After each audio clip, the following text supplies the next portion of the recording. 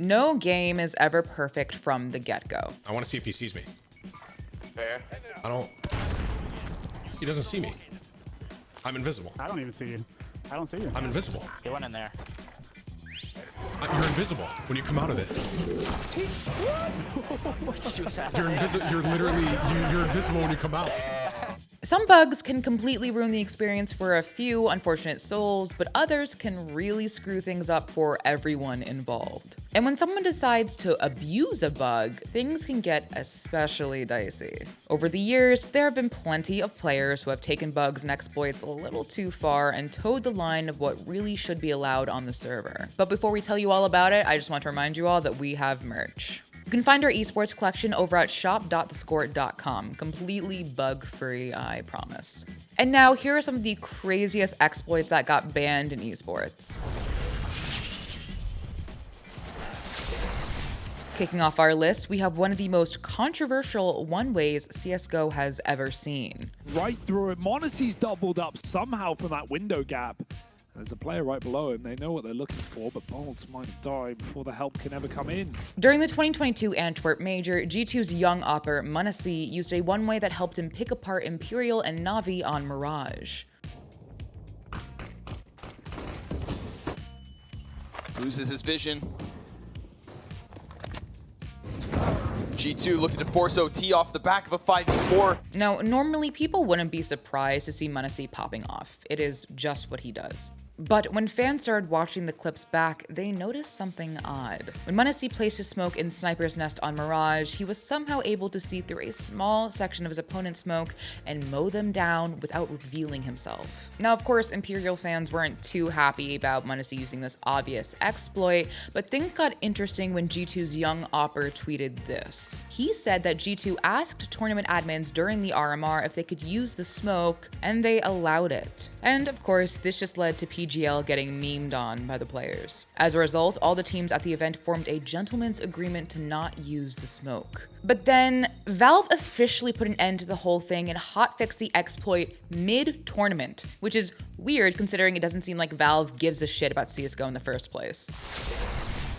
Valorant has seen its fair share of bugs over the past years, but there is one that has caused quite a bit of confusion. Jett's passive ability, Drift, allows her to slowly glide through the air, which players realized could be used to jump onto the box on Haven C site without using her updraft. And for a long time, a bunch of players used this exploit without any repercussions. But in a match between Sentinels and Furia at Champions 2021, Furia's Jett player, Xand, executed the jump, prompting Riot to intervene. After a lengthy pause, Furia were warned not to do it again. The team and their fans were pissed because at the time they were clawing their way back into the game, and Riot's intervention basically killed all of their momentum. Sentinels ultimately won the series, but began receiving death threats from passionate Furia fans who blamed them for the pause. Tens cleared the air when he tweeted that Riot were the ones who paused the game, and that he personally didn't even consider Xand's actions to be an exploit.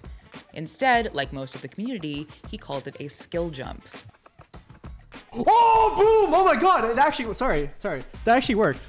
Many thought Riot was overreacting, but in February of last year, they made their stance extremely clear. OG Brothers, an APAC team, was disqualified from all of Stage 1 for using the exploit. Now, the same team was previously disqualified from a match for unauthorized communication, but to be disqualified from an entire stage is pretty extreme. Next up on our list is one of the most creative strats we have seen in the Overwatch League. In a 2022 match between Paris Eternal and Florida Mayhem, the Mayhem combined May's Ice Wall and Symmetra's Teleporter and placed both of them on top of a building in kind of a wild spot. And, oh my god! What is this? Oh my god, right over the roof! Okay, there's no way Paris Eternal were expecting this level. This is EU ranked in a nutshell right here. Pretty cool play, right? Even the head of the Overwatch League, Sean Miller, called it a fun play. But he also said that using a Maywall to reach unusable locations with a Symmetra teleport is an exploit and has never been allowed in OWL matches. And so, after a 20-minute delay, both teams were forced to replay the map because of what the league called an illegal maneuver. But Florida just won once again. Can they finish him off? No, they cannot, but there's still very little presence for the Paris Eternal on the point. Gliss is using the visor, but gets walled off completely. He jumps around it, but is not quite there in time to stop that payload. The Florida Mayhem, They take Circuit Royale. Back in early 2019, Street Fighter V players discovered one of the weirdest interactions in the game. It's crazy. This glitch freezes the screen, and it seems like Blanca can do this anytime he has critical art. I tested this out in an actual match in versus mode. It doesn't freeze the clock, but it does freeze the opponent. Now, for obvious reasons, this was pretty busted. By canceling Blanca's super animation into his hop, you could freeze your opponent over and over in any position, leaving them completely open to attacks. And there was nothing they could do about it. The glitch was discovered just before EVO Japan, arguably the worst possible time for players to discover this game-breaking bug. Capcom was aware of the glitch though and planned to fix it in the near future. But to be safe, EVO Japan stepped in and banned the use of the bug before the event, stating that anyone who performed it would be disqualified. Shout out to Blanca for pulling off his best Dio impression though.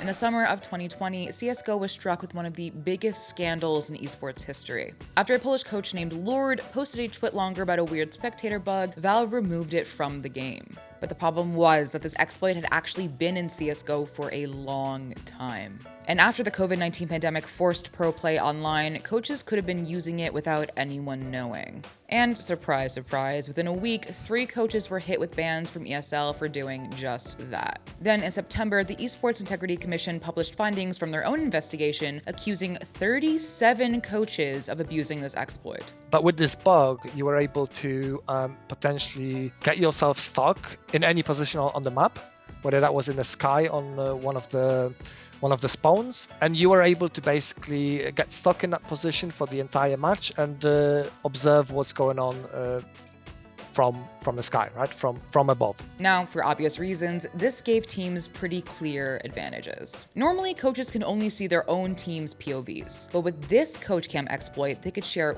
way more information about the enemy's whereabouts with their players. And the most high-profile name on E6 report was Heroic's coach, Hunden.